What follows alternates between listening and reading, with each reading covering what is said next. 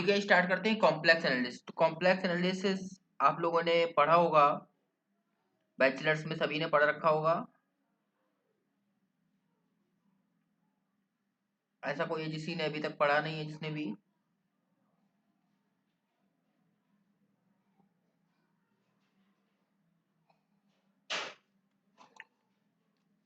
तो आपका जो कॉम्प्लेक्स एनालिसिस का सिलेबस है वो सभी ने देखा है।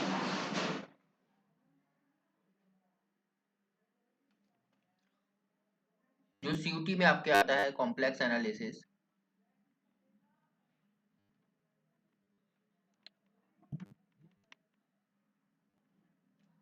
सिलेबस ये डाउनलोड करेंगे आप तो आपको वहां मिल जाएगा। सबसे पहले हमारे पास जो उसमें सिलेबस में मेंशन है वो क्या है कि कॉम्प्लेक्स फंक्शंस मेंशन है, यानी कि function of complex variable, right. And उसकी कंटिन्यूटी, डिफरेंशियबिलिटी, इसके बाद एनालिटिसिटी, उसके बाद आपका मेंशन है कि सीआर इक्वेशन है, पावर सीरीज है, और properties of integral, complex integral जिसमें हमारे पास लाइन इंटीग्रल होगा, और कुछ हमारे पास रीजन वाइज इंटीग्रल्स होंगे। गॉसेट थ्योरम है आपके पास जो सिलेबस में मेंशन है, और कॉची थ्योरम मेंशन है, और आपके सिलेबस में जो consequences of simply and multiply connected domain पे भी क्वेश्चंस हैं।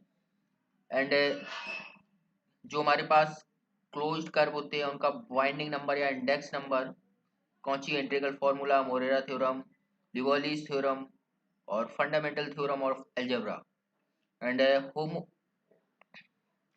हार्मोनिक फंक्शन भी आपके पास वहां पर मेंशन है। तो यहाँ पर आप जो रेफरेंस के लिए बुक्स यूज कर सकते हैं वो कौन सी हैं? तो हम लोग यहाँ पर देखिए मेजरली जो टॉपिक कवर करेंगे, क्या करेंगे, कॉम्प्लेक्स फंक्शन। अभी कॉम्प्लेक्स फंक्शन से स्टार्ट करेंगे, राइट। कॉम्प्लेक्स फंक्शन में हमारे पास क्या आएगा, पहले किस तरह से फंक्शन होते हैं डिफाइन, इसके बाद कॉन्टिन्यूटी, देन उन फंक्शंस की differentiability, right, differentiability, then if function is differentiable in particular domain, then this is analytic in that domain. So then we cover also analyticity. तो ये हम लोग कवर करेंगे। इसके बाद डिफरेंशियबिलिटी चेक करने के लिए हम लोग सीआर इक्वेशन का यूज करते हैं, तो ये कवर करेंगे, ठीक है ना। इसके बाद सेकंड है, ये कवर करने के बाद जो कवर करेंगे वो कॉम्प्लेक्स इंटीग्रल करेंगे, राइट, कॉम्प्लेक्स इंटीग्रल, ठीक है ना। तो कॉम्प्लेक्स इंटीग्रल में हमारे पास लाइन इंटीग्रल होगा या कोई रीजन में इंटीग्रल होगा। इसमें रेसिड्यू का भी यूज करेंगे, रेसिड्यू थ्योरम का यूज करेंगे, ठीक है ना। तो इसके बाद जो आएगा वो हमारे पास पावर सीरीज करेंगे। और इसके बाद कुछ थ्योरम्स आपकी बचती हैं जो मेजरली आपके एग्जाम्स में जिनसे क्वेश्चंस आते हैं, जैसे कि जो हमारे कॉम्प्लेक्स इंटीग्रल करेंगे इसी में आपको simply connected, multiply connected domain के बारे में बताएंगे। और जो हमारे पास लास्ट है टॉपिक ये कवर करेंगे जिसमें कुछ इंपॉर्टेंट थ्योरम्स होंगी, मोरेरा थ्योरम, लिवोलिस थ्योरम,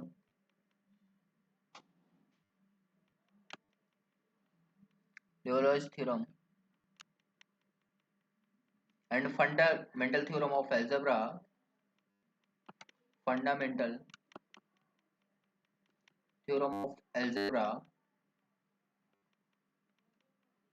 ये कवर करेंगे। और भी इसमें हार्मोनिक फंक्शन भी कवर कर लेंगे। तो यहाँ पर आपने कौन सी बुक पढ़ी हुई है, किसी ने पढ़ी हुई है कोई बुक?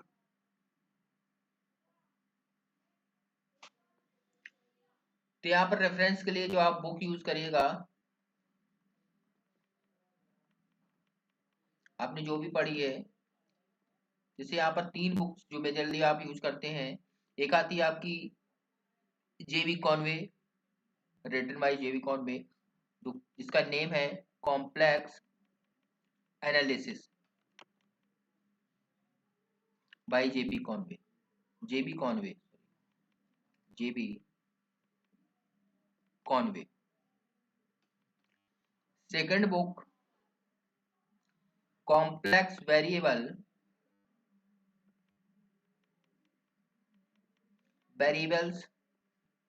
एंड एप्लीकेशंस नेम से आ रही है एक बुक, एप्लीकेशंस, जो कि this book by V Churchill, right. And last book इसमें से आप सीयूटी में देखेंगे तो एक आप बुक कॉन्वे फॉलो कर लीजिए। यदि और भी पढ़ना चाहते हैं तो चर्चिल में क्वेश्चंस ट्राई कर सकते हैं, कि एक्सरसाइजेस के क्वेश्चंस हैं। बाकी बहुत ज़्यादा बुक्स नहीं पढ़ेगा क्योंकि आपके पास अब इतना टाइम रिमेनिंग नहीं है। नेक्स्ट बुक है आपकी फाउंडेशन ऑफ कॉम्प्लेक्स वेरिएबल्स, जो कि एस पुन्नास्वामी की बुक है। Complex variables, sorry, complex not variables analysis by S पुन्नास्वामी।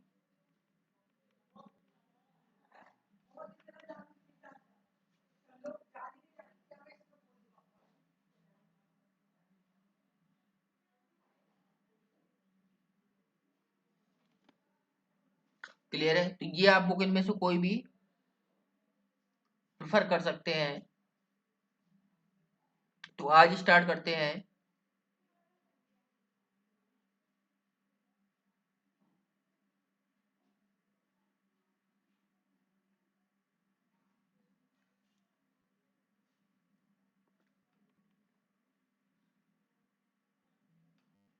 तो आज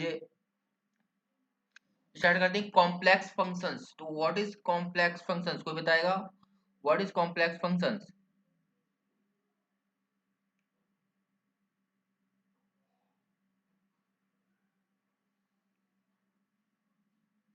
बेसिक जो कॉम्प्लेक्स नंबर्स की प्रॉपर्टीज है वो आपको पता होगा ना, मॉडुलस है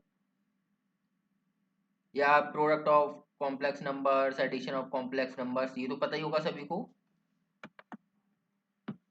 तो हम लोग डायरेक्टली स्टार्ट करते हैं जो कि कॉम्प्लेक्स फंक्शन है, राइट।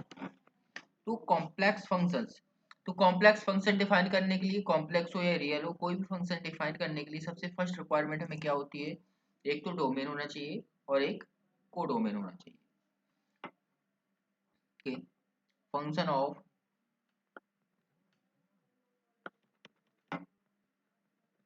कॉम्प्लेक्स वेरिएबल्स,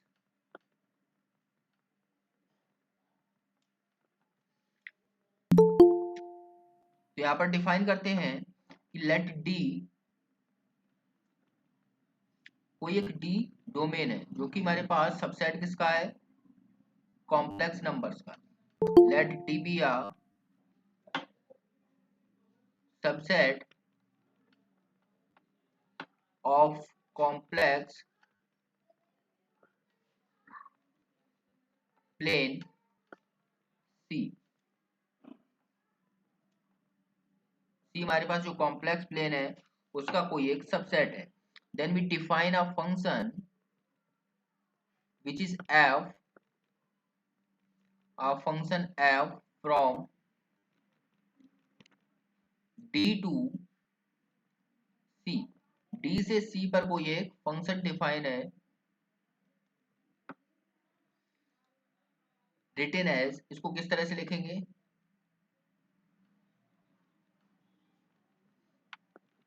कि f from d to c, f from d which is subset of complex numbers to complex numbers। ये हमारे पास एक फंक्शन डिफाइन है जहां पर ये f क्या है? f is a function of complex variable. तो f को एक इसका जो इमेज मिलता है that is F of Z, उसको हम लोग डब्ल्यू से डिनोट कर लेते हैं, ठीक है ना। हियर फॉर ऑल जेड, जो भी हमारे पास जेड मिलेंगे, जेड कहाँ से आ रहे होंगे, belongs to D, D domain है, तो कोई ना कोई एक unique, there exist a unique F Z which belongs to C, ऐसा कोई एक एफ जेड एग्जिस्ट करेगा यूनिक।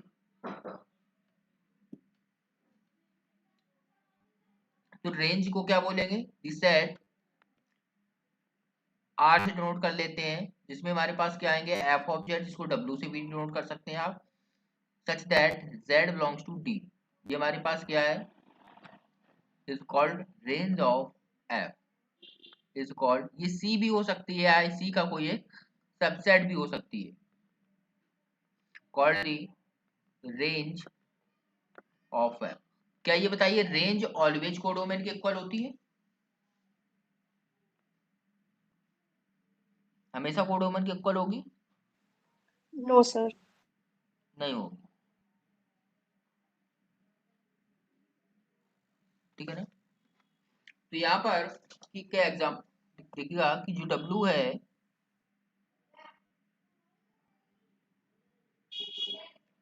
इन W, जो हमारे पास W है वो भी क्या मिलेगा, एक कॉम्प्लेक्स नंबर मिलेगा, W is equal to some f of z, यहाँ पर Z क्या होगा, Z तो आपको पता ही होगा, x प्लस आयोटा वाई। तो यहाँ पर कुछ जो हमारे पास फंक्शन मिलेगा, W is equal to, that is W is equal to f of z, this equal to some function मिलेगा इमेजिनरी और रियल पार्ट के फॉर्म में, सॉरी u फंक्शन मिलेगा किसका, x एंड y का, एंड प्लस आयोटा v एक कोई function मिलेगा, जिस जो भी फंक्शन किसका होगा, x एंड y का, जिस तरह से z फंक्शन किसका है, x एंड y का है, x एंड y का फंक्शन है, इसी तरह से हमें w भी एक क्या मिलेगा, x एंड y का फंक्शन मिलेगा। इसमें किसी को कोई डाउट है,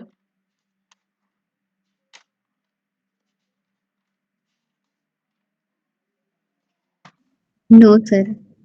तो यहाँ पर जो ये फंक्शन होता है, ये क्या करेगा कि करस्पॉन्ड्स करता है कि एक हमारे पास प्लेन है, यहाँ पर ये एक्चुअली पास सी क्या है, कॉम्प्लेक्स नंबर क्या है, एक R2 स्पेस ही तो है सी, एक R2 प्लेन टू है ना, कॉम्प्लेक्स प्लेन, बताइए, एक R2 प्लेन है ना, क्योंकि इसमें हमारे पास x एंड y होते हैं, जैसे कि एक ये हमारे पास कोई प्लेन है, तो हमारे पास कोई भी पॉइंट है, ये क्या होगा, इसके कोऑर्डिनेट्स एक्स वाई होंगे, तो इसको कॉम्प्लेक्स नंबर में कैसे लिखा जा सकता है, एक्स प्लस आयोटा, इसी तरह से होता है, ये इमेजिनरी एक्सिस होती है जो कि वाई होती है, और एक्स हमारे पास क्या होती है, रियल एक्सिस, तो ये क्या है, R2 के सिमिलर है ना, not same R2 but similar है ना, हाँ सर। ओके। तो जो फंक्शन होते हैं कॉम्प्लेक्स, रियल में क्या होता है कि एक्स हमारे पास डोमेन होता है, वाई रेंज होता है, तो वाई सेम प्लेन पर हमें इमेज मिल जाती है, बट कॉम्प्लेक्स में क्या होता है, एक प्लेन से जो हमारे पास फंक्शन है, जिस फंक्शन, जैसे कोई फंक्शन डिफाइन है एफ, तो क्या करता है, एक प्लेन के कोई भी पॉइंट्स होते हैं उनको कहाँ भेजता है, ये जैसे कॉम्प्लेक्स प्लेन है, या आर्गेंट प्लेन भी बोलते हैं इसको, तो इसको कहाँ भेज देता है, कोई अदर प्लेन पर, जिसमें हमारे पास u और v आ जाते हैं, ये कोई एक पॉइंट कोई भी मान लेते हैं ये, तो इसको कहाँ भेज देता है, इधर हमारे पास, ठीक है, जो एफ ऑफ जेड होता है, जेड क्या होता है, एक्स प्लस आई वाई, एक प्लेन के पॉइंट्स को जो इमेज मिलती है वो हमें सेकेंड प्लेन में मिलती है।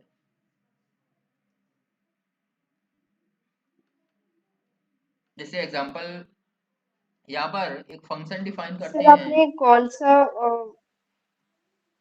जी बताइए सर आपने बताइए, कौन सा वर्ड बोला था कि कॉम्प्लेक्स प्लेन को क्या आर और बोलते हैं? Argand plane, okay sir. ये आपने लिखा देखा होगा कभी कभी बुक में, ARGND आर्गेंट प्लेन, जिसको हम लोग कॉम्प्लेक्स प्लेन को बोलते हैं, कभी कभी आपके क्वेश्चंस में लिखा मिल सकता है, ठीक है ना।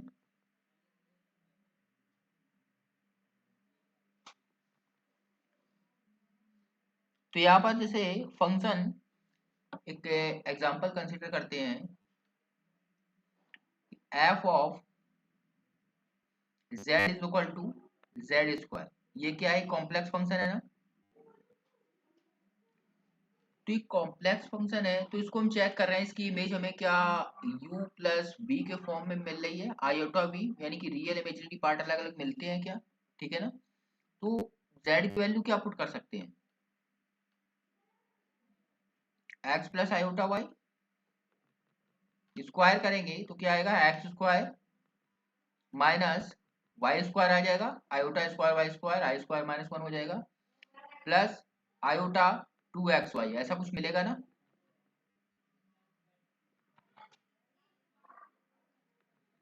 तो यहाँ पर ये W में मिला है, यहाँ पर देखिए U किसको बोलेंगे, U of x y that is equal to x square minus Y square, and V क्या होगा, V भी एक हमारे पास एक्स वाई का फंक्शन आ रहा है, that is equal to two of x y, यही आ रहा है ना।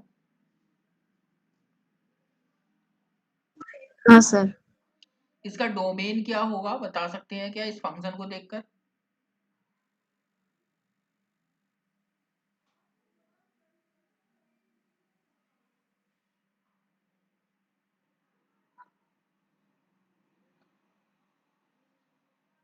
बता सकते हैं। यहाँ पर देखिएगा बारह। ये सिमिलर टू हमारे पास R2 है, तो हमने R के फॉर्म में इसको चेंज कर लिया, एक्स वाई क्या हो गया, यदि एक्स वाई का फंक्शन मिल गया तो ये क्या है, R2 में हो गया ना, फंक्शन ऑफ सेवरल वेरिएबल के टॉपिक में आ गए रियल में। तो ये हमारे पास जो एक्स वाई के फॉर्म में इक्वेशन आ रही है, इसमें बताइए कि ये किसी भी रियल नंबर के लिए नॉट डिफाइंड है क्या, यदि एक्स वाई रियल नंबर्स हैं तो ये कभी नॉट डिफाइंड होगा। सर इसकी डोमेन R2 होगी। हाँ पूरा R2 हो जाएगा, मीन्स पूरा C हो जाएगा ना, पूरा C होगा ना इसका डोमेन। Yes sir. इसका जो हमारे पास डोमेन है, डोमेन क्या होगा, पूरा कॉम्प्लेक्स नंबर हो जाएगा।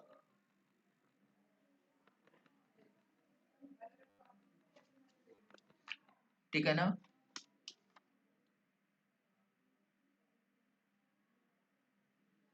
जैसे नेक्स्ट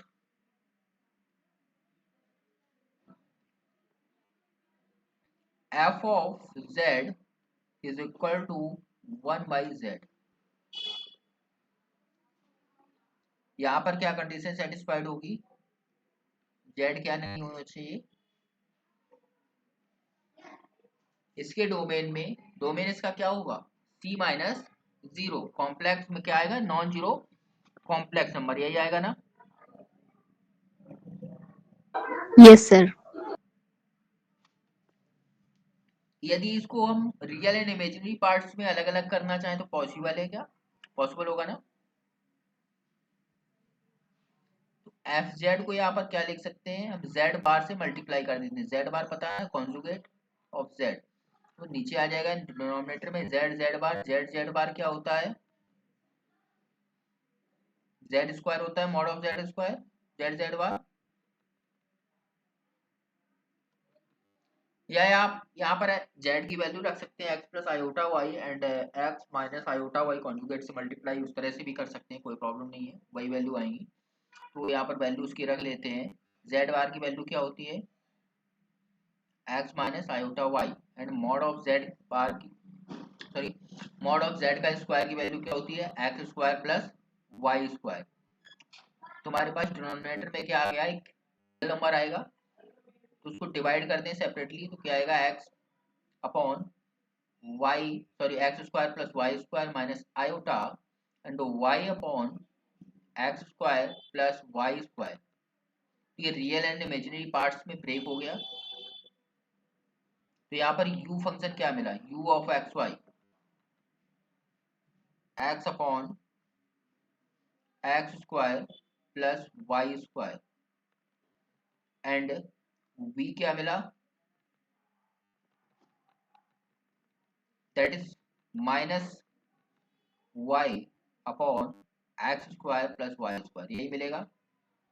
अब इनसे भी अगर यदि देखेंगे तो हमारे पास कौन सा पॉइंट मिलेगा जिस पर ये नॉट डिफाइंड होगा, वो क्या मिलेगा, 0 0 मिलेगा ना। बाकी सब पर तो डिफाइंड है ना दोनों, बाकी सभी पर डिफाइन है।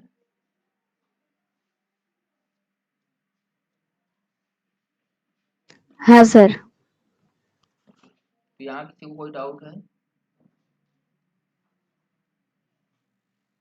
यदि यहाँ पर सब डिफाइन है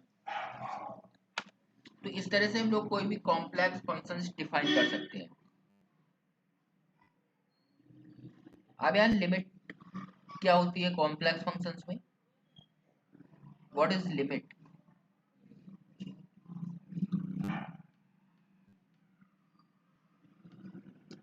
कॉम्प्लेक्स फंक्शन की लिमिट कि हमारे पास कोई एक फंक्शन है, let f from d, d क्या होगा, सबसेट ऑफ c होगा ना, टू c, एंड कोई z नॉट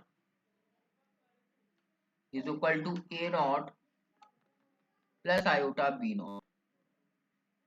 ये क्या है, इस पॉइंट पर हमें लिमिट बतानी है डी प्राइम, जो कि किस में बिलोंग करनी चाहिए, डी प्राइम में। डी प्राइम यहाँ पर क्या है, एल क्या है, लिमिट। डी प्राइम पता है ना क्या है, कलेक्शन ऑफ लिमिट पॉइंट्स, ठीक है ना। क्योंकि लिमिट कब निकालते हैं, कैसे निकालते हैं, ये आपको पता होगा। लिमिट किस पॉइंट पर निकाली जाती है,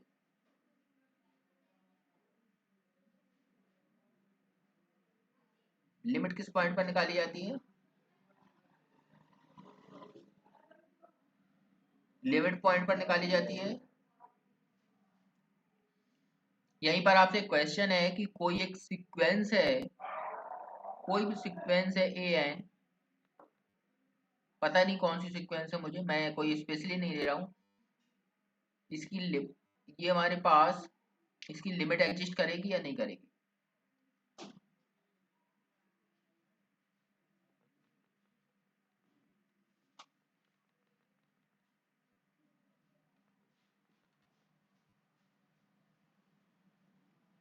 कर भी सकती है नहीं भी कर सकती है, कर सकती है। जनरली सीक्वेंस डाइवर्ज भी कर सकती है, कन्वर्ज भी कर सकती है ना। यदि सीक्वेंस को हम बोले एक फंक्शन है, एक हम कोई फंक्शन ले रहे हैं नेचुरल नंबर से रियल नंबर पर, एक रियल सीक्वेंस है जो इसी तरह से होता है ना, ए है। ये बताइए दिस इज कॉन्टिन्यूअस और नॉट, ये कॉन्टिन्यूअस होगा या नहीं होगा, ये कॉन्टिन्यूअस होता है। इसका रीजन दे सकते हैं, किसी को याद हो ये कॉन्टिन्यूअस होता है, आपने बोला दीपांजलि।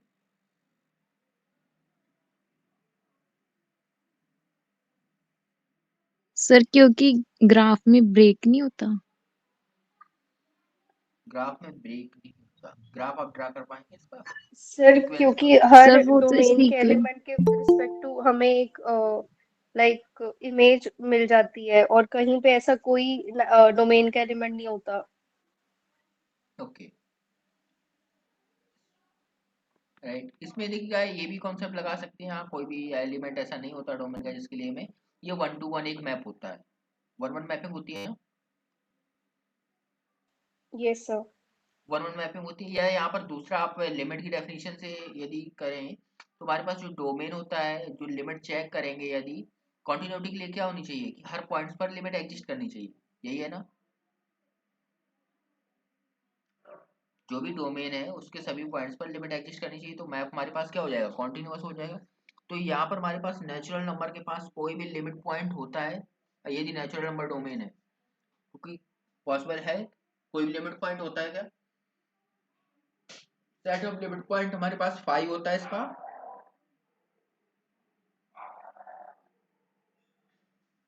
बताइए लिमिट पॉइंट की डेफिनेशन क्या होती है, कि कोई पॉइंट है उसके नेबरहुड जो हमारे पास आएगा, कोई एक ओपन इंटरवल, कोई उसमें पॉइंट का इनफाइनाइट पॉइंट्स नेबरहुड होंगे। में इनफाइनाइटली मेनी पॉइंट्स अगर आ जाए तो वो पॉइंट को लिमिट पॉइंट कहते हैं। हाँ, तो हमारे पास नेचुरल नंबर में क्या कोई पॉइंट लिमिट पॉइंट बनेगा? जिसे रियल लाइन पे नहीं नेचुरल नंबर बनेगा। डिफाइन करें 1 2 3 नो से, सर। तो यहाँ पर हम ये एक नहीं रूल बना बनेगा। देंगे, तो यहाँ पर क्या है, काउंटेबल पॉइंट आ गए, सिंगल फाइनाइट पॉइंट, तो लिमिट पॉइंट ही नहीं है। तो यहाँ पर यदि लिमिट पॉइंट नहीं है किसी के डोमेन में तो वो कॉन्टिन्यूअस होता है, ठीक है ना। क्योंकि लिमिट किस पे चेक करोगे, डिसकंटिन्यूटी जो पॉसिबल होगी वो कहाँ पर होगी, लिमिट पॉइंट पर होगी।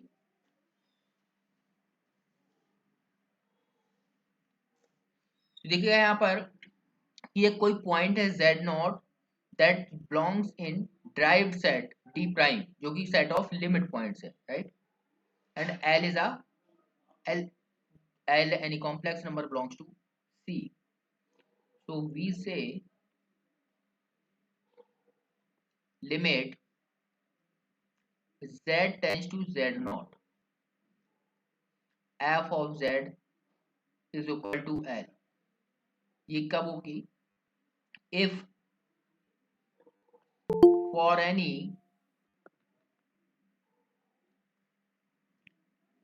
epsilon greater than equal to 0 there exists a delta which is positive, means greater than 0, such that f of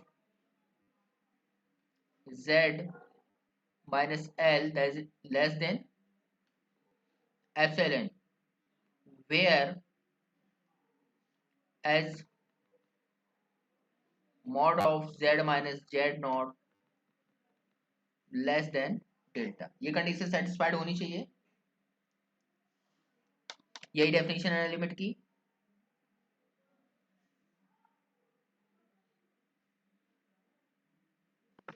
यदि ये डेफिनेशन है ना, या इसको और किस फॉर्म में लिख सकते हैं, आप लोगों ने डेफिनेशन पढ़ी होगी कि हमारे पास कोई फंक्शन है, let f z be defined in some neighbourhood NBD of z not. क्या है कि हमारे पास कोई एक जेड नॉट पॉइंट है, उसके नेबरहुड में डिफाइन होना चाहिए, फर्स्ट डिफाइन होना चाहिए, then f is said to have limit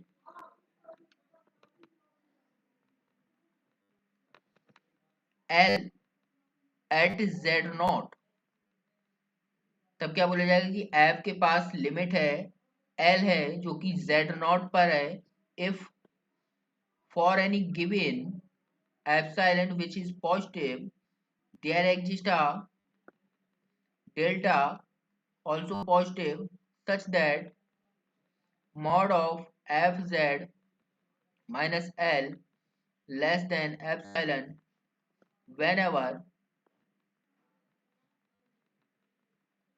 mod of z minus z non less than delta. यही डेफिनेशन है।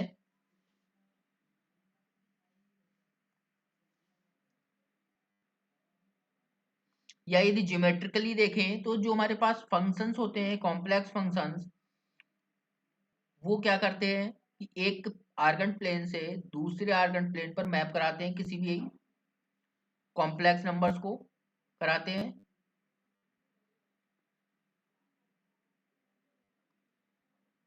तो कोई भी एक पॉइंट है,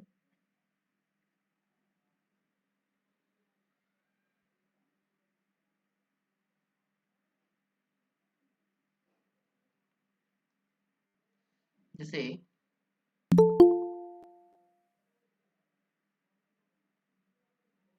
एक प्लेन बना लेते हैं कि हमारे पास ये कोई एक प्लेन है, राइट। इस प्लेन में कोई पॉइंट होगा, तो वो मैप कहाँ हो रहा होगा, कोई दूसरे प्लेन पर हो रहा होगा, पॉइंट या फंक्शन जो मैप करा रहा है, ठीक है ना, उस पॉइंट को तो कहाँ कराएगा, दूसरे प्लेन में, जिसको क्या बोलते हैं, डब्ल्यू प्लेन।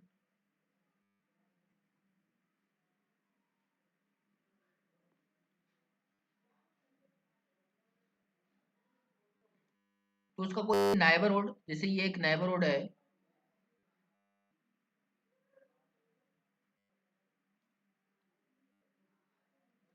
तो कोई एक पॉइंट है Z0, तो Z0 क्या है कि एक ये पॉइंट है Z0, तो उसका नाइबरहुड क्या ले लेते हैं यहाँ पर, बताइए क्या आएगा, Z0 plus epsilon Z0 minus epsilon, यही तो आएगा। यहाँ पर एक सर्कल मिलेगा, 2D प्लेन है, तो इसका कोई एक पॉइंट है, इस डोमेन से कोई भी एक पॉइंट आ सकता है। ये हमारे पास डेल्टा है, डेल्टा रेडियस का सर्कल बनाया जो कि जेड प्लेन में, तो इसकी इमेज है वो डब्लू प्लेन में क्या मिलनी चाहिए, ये है डब्लू प्लेन कि एक कोई W0 पॉइंट है जिसके नाइबरहुड में, यानी कि एप्सिलॉन रेडियस का नाइबरहुड में एक कोई पॉइंट उसके रिस्पेक्ट में मिल जाना चाहिए जो कि W is equal to some f of Z होना चाहिए। क्लियर है, यही डेफिनेशन है। इसमें कोई किसी को डाउट है बताइए।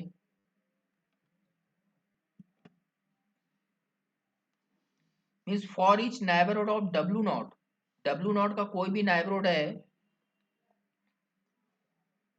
उसके डिलीटेड नाइबरहुड में there exist a deleted neighbourhood delta of Z0 such that every point Z in Z plane has an image which is lying in the neighborhood of W0 in W plane।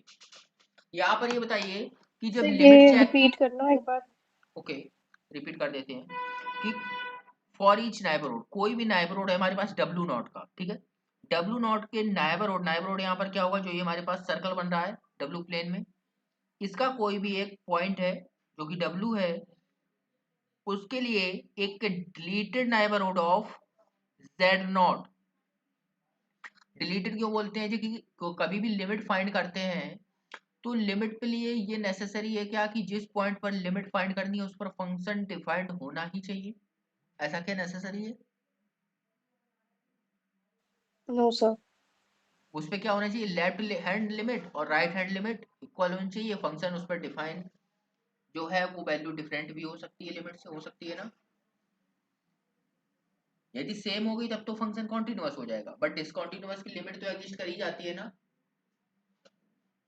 कुछ सभी limit, सभी discontinuous functions की नहीं करती है, तो वहां पर लिमिट एग्जिस्ट नहीं करती है, बट कुछ की लिमिट एग्जिस्ट भी करेगी। तो यहाँ पर क्या कि डिलीटेड नाइबरहुड है जो हमारे पास Z0 का, उसमें कोई एक पॉइंट मिलना चाहिए उसके नाइबरहुड में जो कि जिसकी इमेज हमें डब्लू प्लेन में मिलनी चाहिए, डब्लू प्लेन की, या प्री इमेज बोल सकते हो वहाँ, डब्लू प्लेन की प्री इमेज जेड प्लेन में होनी चाहिए उसके नाइबरहुड में। क्लियर है, यस सर। तो यहाँ पर कुछ पॉइंट्स हैं, यदि कोई फंक्शन है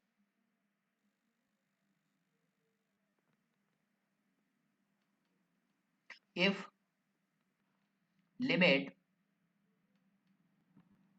F of z is equal to W0, उसकी लिमिट जब W0 है, जब Z टेंड्स टू Z0, ठीक है ना, तो this implies that limit Z tends to Z0, mod of FZ की लिमिट क्या होगी बता सकते हैं, this is mod of W0, ठीक है ना, और जो ये लिमिट होगी ये कैसी होगी, यूनिक होगी, यूनिक होगी ना,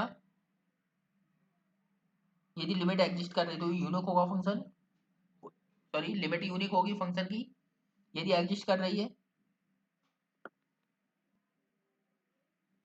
एंड सेकेंड पॉइंट क्या है, सेम ये यही हमारे पास जो अप्लाई करेगा कि लिमिट अप्लाई करेगा Z0, Z tends to Z0, conjugate of f of z this equal to conjugate of W0। Clear है,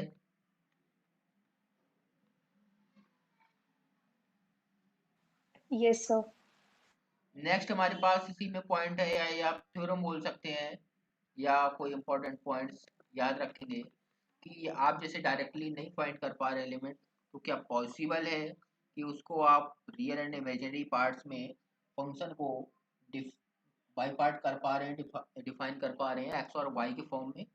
यदि कर पा रहे हैं तो जैसे कोई भी फंक्शन होगा, इफ एफ ऑफ जेड यदि डिफाइन कर पा रहे हैं तो इस कुछ इस फॉर्म में होगा कि एक यू फंक्शन मिलेगा एक्स वाई का, एंड एक वी फंक्शन मिलेगा जो कि एक्स वाई का होगा, एक रियल एक इमेजिनरी, ठीक है ना। और सम पॉइंट पर आपको डिफाइन लिमिट फाइंड करनी है जेड नॉट पर, कि x not plus i y not form का होगा, जो कि डी प्राइम में होगा, डायरेक्ट सेट में होगा। यदि इसकी लिमिट एग्जिस्ट करती है then limit of f z z to tends to z naught this equal to डब्ल्यू नॉट इफ एग्जिस्ट, ये एग्जिस्ट कर रही है तो ये क्या इम्प्लाई करेगी, इम्प्लाइड बाई कि लिमिट, यहाँ पर R2 स्पेस में आप लिमिट फाइंड कर लीजिए, और यदि पॉसिबल है कि x not y not point पर किसकी यू की पॉसिबल है तो कुछ पी आएगी, पी एग्जिस्ट यदि करती है तो पी आती है, नहीं तो एग्जिस्ट नहीं करेगी। And similarly limit at x not y not पर v की फाइंड कर लीजिए, तो उसकी यदि लिमिट एग्जिस्ट करती है तो सम q होगी, यही होगी ना। तो ये अप्लाई करेगा जो हमारे पास w नॉट है वो क्या आएगा, p plus i iota q के फॉर्म का ही आएगा, ठीक है ना।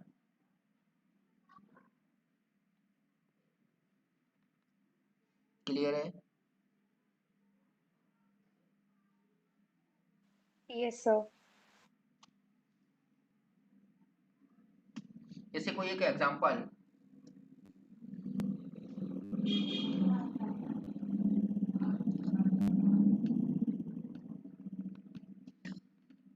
कि z इज इक्वल टू, एक मिनट, कि हमारे पास एक फंक्शन है f of z is equal to e to power minus one upon z square, इसकी लिमिट एग्जिस्ट करेगी क्या, जीरो पर,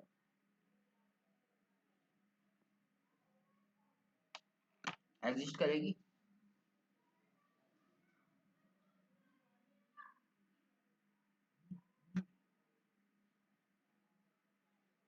Z is equal to zero पर,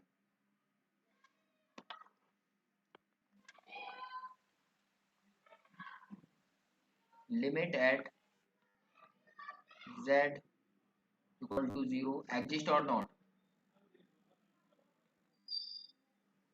बताइए क्या आंसर होगा आप लोगों का।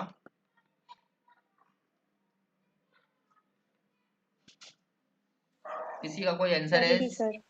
एग्जिस्ट करेगी या नहीं करेगी। करेगी, और किसी का कोई आंसर, एग्जिस्ट करेगी। करेगी, सभी का सेम है। Okay. यदि एग्जिस्ट करेगी, आप देख रहे हैं कि आपने रियल में क्या पढ़ा है कि e टू पावर कोई minus one upon x square है, तो at X equal to zero direct आप पुट कर सकेंगे, तो यहाँ पर क्या आ जाएगा, e to power minus infinity आ जाएगा जो कि जीरो को इक्वल हो जाता है। इसी अकॉर्डिंग बोल रहे हैं ना आप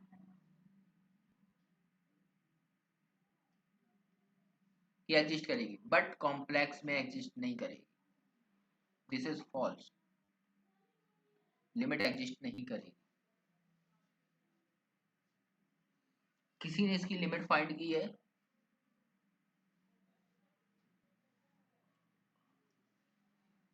तो यहाँ पर देखिएगा z इज इक्वल टू, लोगों को क्या पता है z इज इक्वल टू क्या होता है,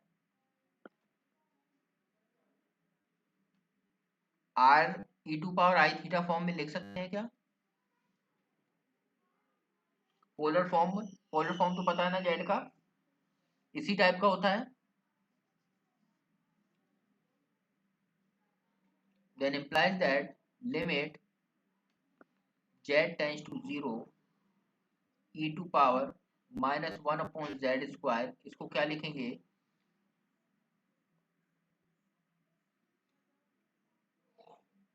कि लिमिट r tends to 0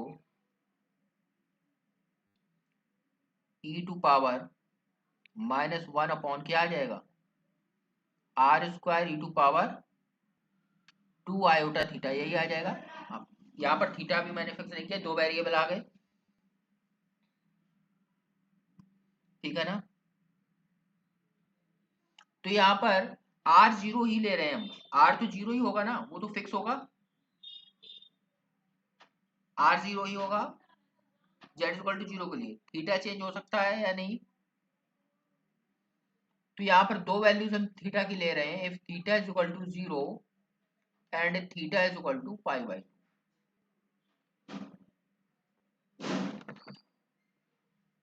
तो यहाँ पर बताइए लिमिट r टेंस टू 0, सबसे पहले हम यहाँ पर रख रहे हैं theta is equal to 0। Theta is equal to 0 put करेंगे तो क्या आएगा e to power minus 1/r² आ जाएगा ना। तो ये 0 पर टेंस्ट करेगा when theta is equal to 0। यहाँ तक कोई इशू है किसी को? यदि theta is equal to r tends to 0, theta is equal to π/2 put कर रहे हैं तो e to power 2 iota theta की वैल्यू क्या आएगी -1, पता है ना।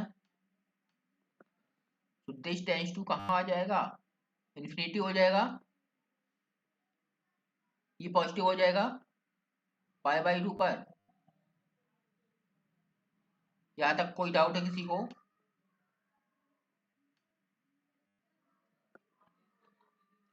बताइए। तो यहाँ पर क्या आया नो तो सर। ये -1 कैसे आया? e टू पावर 2 थीटा, यानी कि 2 आयोटा थीटा, पहले इसकी वैल्यू क्या होगी हमारे पास cos 2 theta plus iota sin 2 theta, यही तो आता है ना। तो यहाँ पर π/2 पुट करेंगे तो क्या आएगा cos pi plus iota sin पाई क्या होता है, दिस इज 0 और ये क्या होता है -1, तो -1 प्लस 0 आएगा, आयोटा 0 टाइम आएगा तो उससे वैल्यू क्या आएगी इसकी -1 आएगी ना। क्लियर है? Yes sir. तो यहाँ पर हमारे पास रिजल्ट क्या आया, इसकी लिमिट एग्जिस्ट की क्या 0 पर, क्योंकि दो डिफरेंट डायरेक्शन से लिमिट चेंज हो रही है।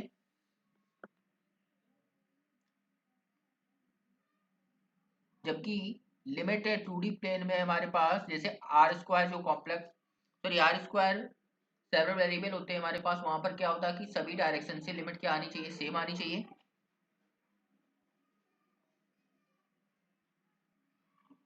Does not exist.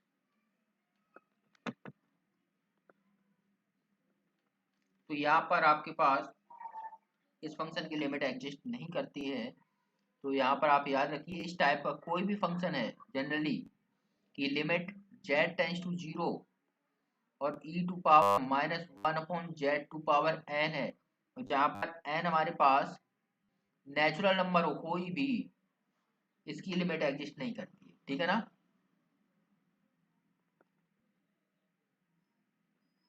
याद रखेंगे।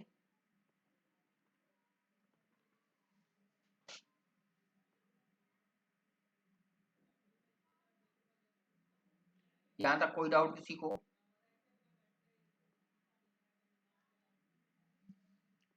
लिमिट एग्जिस्टेंस पर? No sir. ओके। अब कुछ हमारे पास जो इनफाइनाइट पार्ट, जैसे रियल में क्या होता है, इतना डिफरेंस क्या है कि कॉम्प्लेक्स में इन्फिनिटी भी कंसीडर होता है ना, एक्सटेंडेड कॉम्प्लेक्स प्लेन में कंसीडर होता है।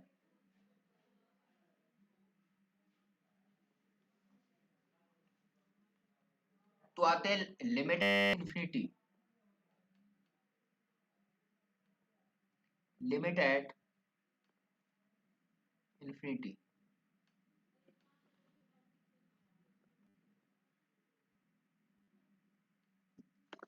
In extended complex plane, extended means क्या है? एक्सटेंडेड कॉम्प्लेक्स प्लेन किसको बोलते हैं, कोई बताएगा?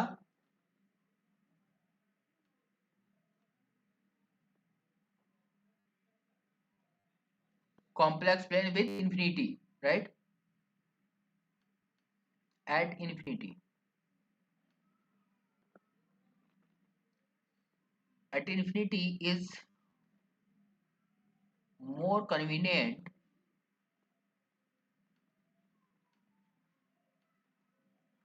to study the equivalent limit in finite, यानी कि डायरेक्टली उसको ना फाइंड करके फाइनाइट में कन्वर्ट करके उसको फाइंड किया जा सकता है. Limit in finite plane bye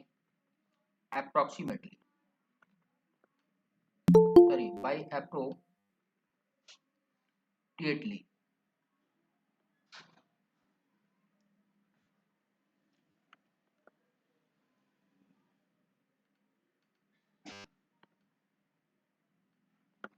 किस तरह से डिफाइन करेंगे?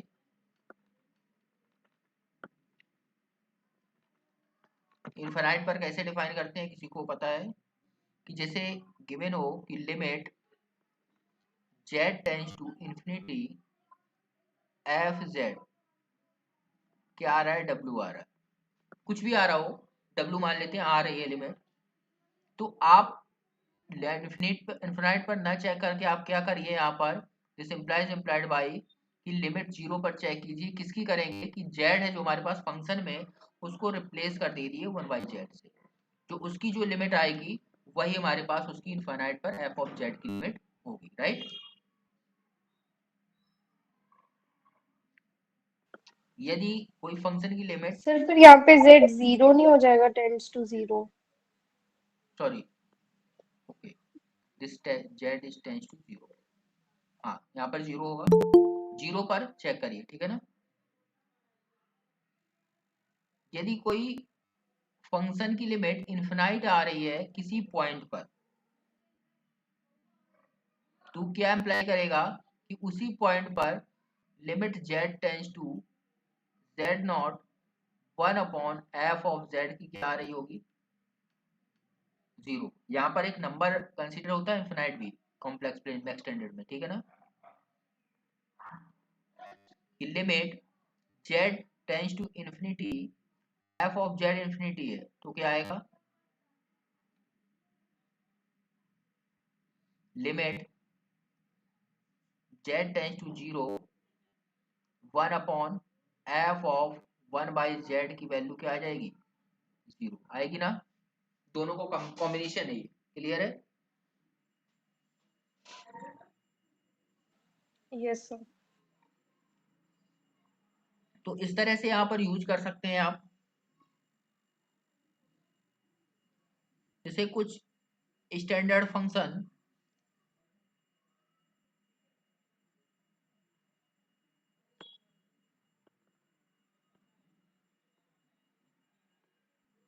some important function,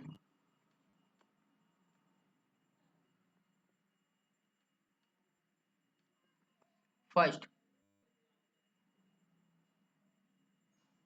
f1z this equal to a naught a1 z a2 z square and so on up to a and z to power है. ये फंक्शन क्या है? एक polynomial function है ना, एक पॉलिनोमियल फंक्शन है. Second function f of z is equal to sin z. Third function f of f3 of z this equal to cos z, and fourth function f of z this equal to e to power z. ये चार function है, इनकी सभी की limit always exist करेगी पूरा complex number पर, ठीक है ना। पूरे कॉम्प्लेक्स नंबर पर इनकी लिमिट एग्जिस्ट करेगी।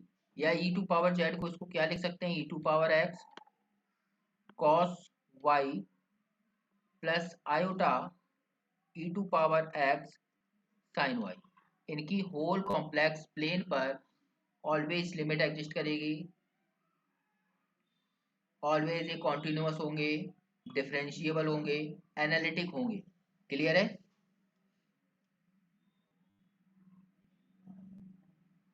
अब कुछ और फंक्शन इन्हीं की हेल्प से f5 ऑफ z क्या है कि कोई भी जो हमने यहाँ पर लिखे हुए हैं फंक्शन, इनका लीनियर एडिशन, लीनियर समेशन, ठीक है। लीनियर कॉम्बिनेशन क्या है, क्या बोल सकते हैं, लीनियर कॉम्बिनेशन। यहाँ पर alpha beta f of I Z, या यहाँ पर ये डिफरेंट भी हो सकते हैं, f ऑफ j, कोई भी दो ले लीजिए, दोनों सेम भी हो सकते हैं। इनका जो लीनियर कॉम्बिनेशन होगा जहाँ पर अल्फा बीटा कोई भी कॉम्प्लेक्स नंबर होंगे, ये भी हमारे पास ऑलवेज कॉन्टिन्यूअस होगा। जैसे फंक्शन लिख सकते हैं, क्या लिख सकते हैं बताइए,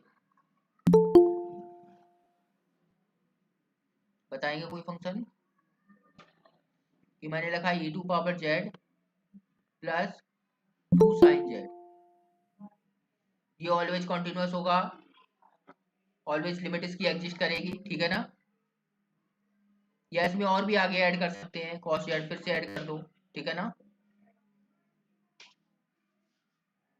ये डिफरेंशिएबल भी होंगे, लिमिट भी एग्जिस्ट करेगी, कॉन्टिन्यूअस भी होंगे, एनालिटिक भी होंगे। नेक्स्ट फंक्शन कि कोई भी दो फंक्शंस का प्रोडक्ट कर दीजिए, कोई भी दो, सर इनकी भी limit everywhere on C exist करेगी, फिफ्थ एवरीवेयर, वाले की। एवरीवेयर सभी की, जितने भी लिख रहे हैं, कोई भी दो फंक्शंस का प्रोडक्ट कर दो, यहां तक कि जो मैंने ये क्रिएट किया है ना f5, इसमें भी किसी फंक्शन का प्रोडक्ट कर दो तब भी एग्जिस्ट करेगी, ठीक है ना। नेक्स्ट कि कोई भी फंक्शन लिखिए f i z upon e to power f of z, तब भी इस फंक्शन की भी ऑलवेज लिमिट एग्जिस्ट करेगी। क्लियर है।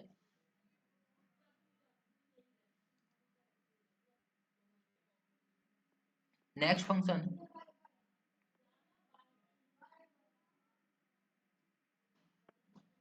ई to power f i Z